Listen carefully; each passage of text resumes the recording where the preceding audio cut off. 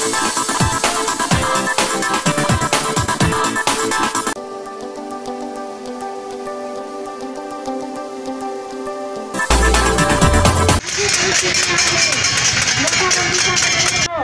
शहर महिला काँग्रेस कमिटी व धुळे शहर ग्रामीण महिला काँग्रेस कमिटीच्या वतीने आमचे आदरणीय नेते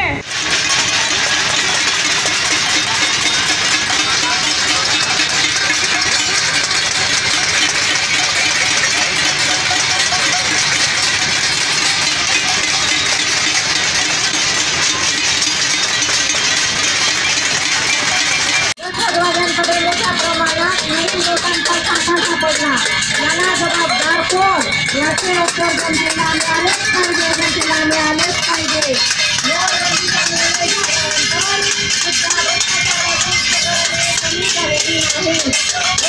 लोकांनी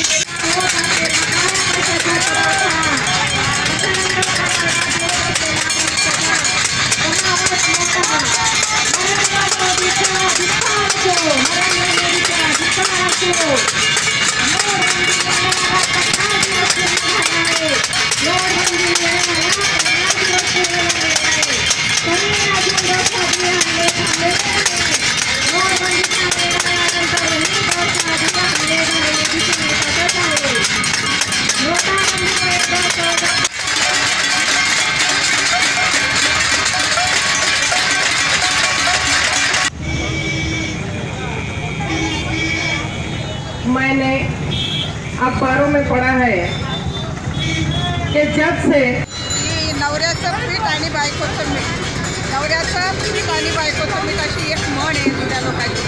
बायका या नवऱ्याने 10 रुपये जरी दिले तर त्याच्यातनं 1 रुपया तरी बचत करून ठेवतात। अशा महिलांनी बचत केलेला जो पैसा होता 10 रुपये 5 रुपये 500 रुपयामधून 100 रुपये असे पैसे जे जमा करून ठेवले होते त्यांनी ती पुंजी त्यांनी बँकेत त्यांना लाईनीत पुंजी मोडायला त्या लाईनीत उभं राहावं लागलं। आणि शेतकरी गरीब जवळजवळ आज 376 लोकांची मौत झालेली आहे लाईनीमध्ये। आणि तुम्हाला कोणी शेत्या बाट्या शेतकरी लाईनीत दिसला का? सर्वसामान्य लोक या लाईनीमध्ये उभे होते। या सरकारचा आम्ही निषेध करतो। या सरकारला लवकर सर्व जनतेने असं म्हणावं करायला पाहिजे, या सरकारला बदलायला पाहिजे। को हमारे ऊपर मुसल्लत कर दिया गया है। देखिए आगे आगे होता है क्या।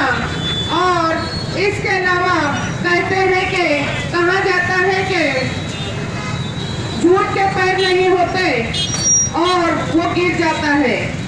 इसी तरह ये सरकार झूठ पर खड़ी हुई ये सरकार ज्यादा दिन चल नहीं सकती और एक न एक दिन वो भी गिर जाएंगी जरूर।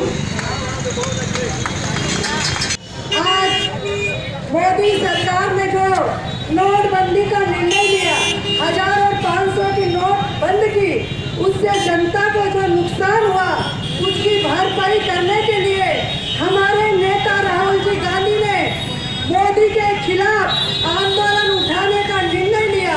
हर महिला हर पुरुष हर सभी ने आगे आके मोदी के खिलाफ आंदोलन करना है। मेरी भाई एवं बहनों, आपके बैंकों में जो लाइन लगी, लाइन लगते 3 या 4 बजे नोट खत्म हो जाने के मेरी माताओं को कितना नुकसान हुआ, मेरी माताएं कितनी परेशान हुई। ये मोदी सरकार महिला नोटबंदी हा भारताचा सगळ्यात मोठा घोटाळा आहे। या घोटाळ्याला या सरकारला जाब विचारण्यासाठी आम्ही इथं महिला भगिनी उपस्थित आहोत। 50 दिवसाचा या 1500च्या नोटांचा या मोदी सरकारने कालावधी दिलेला होता। या कालावधीला आज 60 दिवस पूर्ण होत आहे। या 60 दिवसामध्ये या मोदी सरकारने कुठलेही काही निर्णय योग्य घेतले नाही। ते निर्णय न घेता त्यांनी 500,000च्या नोटा चलनात बंद केल्या आणि त्यांनी अगोदर नियोजन करायला पाहिजे होतं। 100-500च्या नोटा त्यांनी चलनात आणायला पाहिजे होता। तेव्हा या माझ्या मायबावल्यांचे 2 महिन्यामध्ये जे बँकेच्या याच्यामध्ये उन्हाताणामध्ये उभे राहून त्यांच्या ज्या हाल अवस्था झाल्या, त्यांना जो त्रास सहन करावा लागला तो झाला नसता। माझ्या मायबावल्यांना सकाळी उठल्यापासून दुधापासून सुरुवात होते। दूध नसतं, भाजीपाला नसतो, रेशन नसतं, पेट्रोल नसतं। माझ्या मायबावल्या